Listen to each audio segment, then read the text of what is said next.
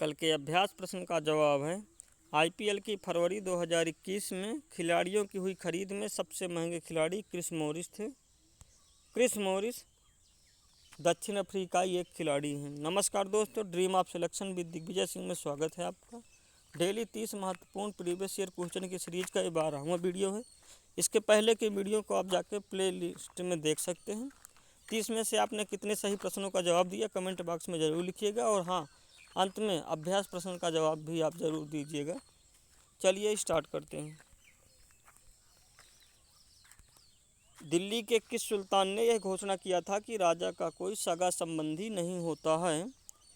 सही जवाब है आपका इसका अलाउद्दीन खिलजी। अलाउद्दीन खिलजी ने यह घोषणा किया था कि राजा का कोई सगा संबंधी नहीं होता है। अलाउद्दीन खिलजी राज्य के दैवत्व सिद्धांत को मानते थे। 22 अक्टूबर 1296 ईस्वी में दिल्ली की गद्दी पर बैठे। इनके बचपन का नाम अली या गुरसाप था। दक्षिण भारत की विजय के लिए इनको जो अपना गुलाम भेजा था उसका नाम मालिक काफूर था। और इनके द्वारा बनाई गई कुछ स्थल या इमारतें हैं, जैसे सीरी का किला, जमैयत खाना मस्जिद एवं अलाई दरवाज़ा, जिनमें से सबसे फेमस है अलाई दरवाज़ा। चलिए आगे देखिए। दिल्ली सल्तनत के सुल्तानों में से कौन नहर प्रणाली का जनक माना जाता है? सही जवाब है फिरोज शाह तुगलक। फिरोज शाह तुगलक दिल्ली सल्तनत में सभी सुल्तानों में से सबसे ज़्यादा नहरों का निर्माण करवाया था।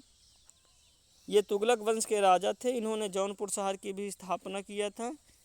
इसके अतिरिक्त फिरोज शाह तुगलक प्रथम दिल्ली सल्तनत के सुल्तान थे जिसने ब्राह्मणों पर भी जजिया कर लगाया था। आगे चलते हैं। वेद की पिप्पलाद एवं शौनक नामक शाखाएं हैं, यानी किस वेद की पिप्पलाद एवं शौनक नामक 2 शाखाएं हैं? सही जवाब है अथर्ववेद। अथर्ववेद की 2 शाखाएं हैं, पिप्पलाद एवं शौनक, जबकि अथर्ववेद का एक ब्राह्मण ग्रंथ भी है जिसका नाम गोपथ ब्राह्मण ग्रंथ है। प्रश्न नंबर अगला है, भारतीय भाषाओं के अखबारों का दमन करने के लिए किसने वर्नाक्यूलर प्रेस एक्ट लगाया था? तो सही जवाब है 1878 ईस्वी में लॉर्ड लिटन ने वर्नाक्यूलर प्रेस एक्ट लगाया था, जबकि बाद में इसको समाप्त किया था 1882 ईस्वी में लॉर्ड रिपन ने। आगे देखिए। संविधान के किस अनुच्छेद के अंतर्गत पिछड़ी जाति आयोग का गठन किया गया था या मंडल आयोग का गठन किया गया था? तो अनुच्छेद 340 में राष्ट्रपति को यह शक्ति दी गई है कि वे ओबीसी के लिए एक आयोग का गठन कर सकते हैं। इनमें से पहला ओबीसी आयोग काका कालेलकर की अध्यक्षता में हुआ था, जो कि जिसकी सिफारिश सरकार ने बाद में नहीं माना। और दूसरा पिछड़ा आयोग बीपी मंडल बिंदेश्वरी प्रसाद मंडल की अध्यक्षता में हुआ। इसी के रिकमेंडेशन पर 1990 ईस्वी में ओबीसी को 27% आरक्षण दिया गया था सरकारी नौकरियों में। आगे है, किस योजना के तहत 1942 ईस्वी में यह स्वीकार किया गया था कि भारत में एक निर्वाचित संविधान सभा का गठन किया जाएगा जो युद्ध उपरांत भारत के संविधान का निर्माण करेगी? तो सही जवाब है क्रिप्स मिशन। मार्च 1942 में क्रिप्स मिशन भारत आया, जिसके अध्यक्ष स्टैफोर्ड क्रिप्स थे। उन्होंने यह लालच दिया भारतीयों को कि आप हमारे द्वितीय विश्व युद्ध में शामिल होकर विजय दिलाइए, इसके बाद हम आपको स्वतंत्र कर देंगे।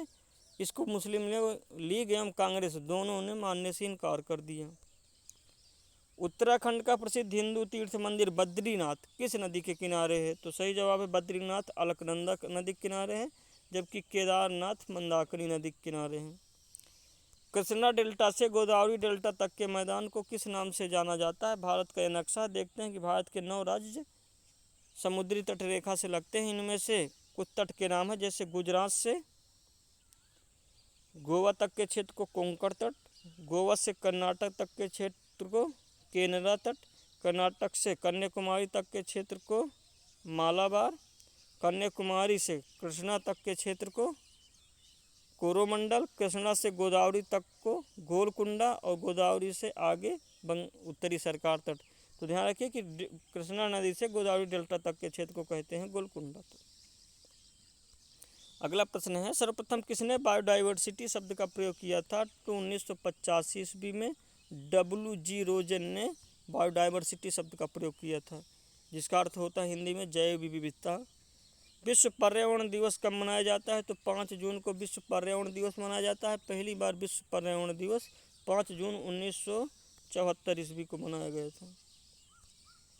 निर्धनता के दुष्चक्र की संकल्पना किस अर्थशास्त्री ने किया था? सही जवाब है रेगनर नर्क्स। रेगनर नर्क्स ने निर्धनता का दुष्चक्र दिया था। उन्होंने बताया था कि यदि निर्धन लोग होते हैं तो उनकी बचत कम होती है, बचत कम होती है तो निवेश कम होता है, निवेश कम होता है तो आय कम होती है, आय कम होती है तो फिर गरीबी आती है, पुनः गरीबी आने के कारण पुनः ज़्यादा बचत कम होगी, बचत कम से निवेश कम, निवेश कम से आय कम, यानी ऐसे ये चक्र चलता रहता है गरीबी का। रेगनर नर्क्स महोदय ने दिया था। अगला है खाद्य पदार्थों के संरक्षण में किस अम्ल का प्रयोग किया जाता है? तो सही जवाब है बेंजोइक अम्ल का। बेंजोइक अम्ल का खाद्य पदार्थों के प्रिजर्वेशन के लिए प्रयोग किया जाता है। इसका फार्मूला C6H5COOH होता है। आंद्रे अगासी किस खेल के प्रसिद्ध खिलाड़ी हैं? तो आंद्रे अगासी टेनिस के नंबर 1 खिलाड़ी रह चुके हैं, अर्थात टेनिस खेलते थे। आंद्रे अगासी टेनिस के एक प्रसिद्ध खिलाड़ी थे।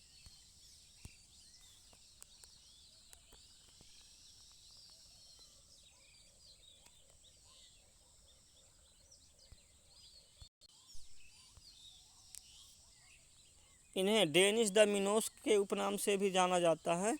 अन्य खिलाड़ियों के उपनाम देखें तो पेले को ब्लैक पर्ल कहते हैं, माइकल फेल्प्स को फ्लाइंग फिश भी कहा जाता है, जबकि मिल्खा सिंह को फ्लाइंग सिख के नाम से जाना जाता है। विश्वनाथ आनंद को लाइटनिंग किड के नाम से जाना जाता है। मुल्तान का सुल्तान Birendra Sehwag, torpedo Harbhajan Singh, jumbo Anil Kumble, Bengal tiger Saurabh Ganguly इत्यादि। अगला प्रश्न है इंटरनेट का जनक किसे माना जाता है? तो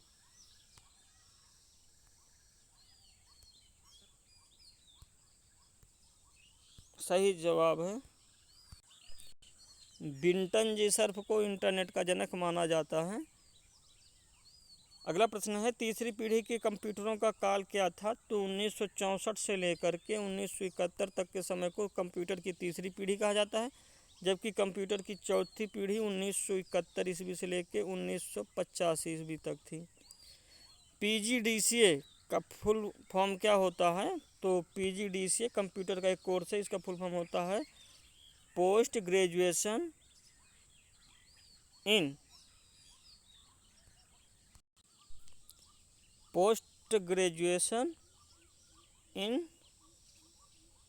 डिप्लोमा इन कंप्यूटर एप्लीकेशन, यानी कि post graduation diploma in computer application.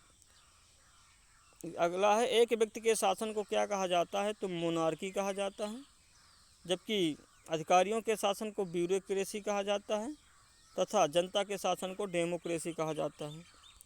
Tezpur जो असम में है रक्त का शहर क्यों कहा जाता है? तो इसमें किंवदंती है कि भगवान श्री एवं कृष्ण के मध्य तेजपुर में एक भयंकर युद्ध हुआ था जिससे पूरा शहर रक्तपात हो गए थे, इसलिए तेजपुर को रक्त का शहर कहा जाता है। स्वर्ण कमल पुरस्कार किस क्षेत्र में दिया जाता है? तो ये सिनेमा क्षेत्र में दिया जाता है, फिल्म दुनिया में। अगला है रिसर्पिन दवा किस में प्रयुक्त की जाती है? तो सही जवाब है हाई ब्लड प्रेशर को कम करने के लिए रिसर्पिन दवा का प्रयोग किया जाता है। एकता बिष्ट किस खेल से संबंधित है? तो सही जवाब है क्रिकेट। एकता बिष्ट क्रिकेट से संबंधित है। अगला प्रश्न है मसालों का घर किस देश को कहा जाता है? तो इंडिया को मसालों का देश कहा जाता है, जबकि केरला को मसालों का राज्य कहा जाता है। किस देश की सरकार का ऑफिशियल पब्लिकेशन ऑरेंज बुक है? तो नीदरलैंड की सरकार का ऑफिशियल पब्लिकेशन ऑरेंज बुक है। ब्लू बुक ब्रिटिश सरकार का है। चाइना, जर्मनी, पुर्तगाल इनका वाइट बुक है, जबकि ग्रे बुक में बेल्जियम एवं जापान का आता है। ग्रीन बुक में इटली तथा ईरान का सरकारी यानी ऑफिशियल पब्लिकेशन है, और येलो बुक फ्रांस का है। साहित्य में मुक्तिबोध के नाम से किसे जाना जाता है? तो सही जवाब है गजानन माधव को मुक्तिबोध के नाम से जाना जाता है। खाद्यान्नों की अधिक प्राप्ति एवं भंडारण की व्यवस्था किसके द्वारा की जाती है? तो FCI food corporation of India के द्वारा की जाती हैं।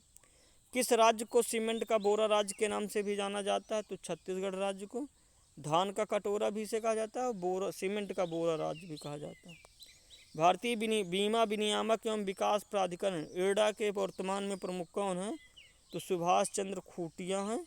इरडा का पूरा नाम insurance regulatory development authority of India है। इसकी स्थापना 1999 के अधिनियम द्वारा हुई थी। अगला देख है इंडिया पॉजिटिव किसकी पुस्तक है? तो चेतन भगत की इंडिया पॉजिटिव पुस्तक है। स्पेस एक्स कंपनी के मालिक कौन है? तो एलन मस्क हैं। ये अमेरिका के हैं। इनकी एक और कंपनी जिसका नाम टेस्ला है। जून 2020 में विजडन पत्रिका ने क्रिकेटरों को विश्व का ओवरऑल सबसे मूल्यवान खिलाड़ी किसे चुना है? सही जवाब है मुथैया मुरलीधरन को, जो श्रीलंका के क्रिकेटर हैं। आज का आपका अभ्यास प्रश्न है रामसर सम्मेलन कब हुआ था? इसका जवाब आपको कमेंट बॉक्स में ज़रूर देना है। इसके अलावा आपने 30 में से कितने प्रश्नों का सही जवाब दिया उसको भी कमेंट बॉक्स में ज़रूर लिखिएगा। Thanks for watching this video. Please subscribe share and like this video. नमस्कार।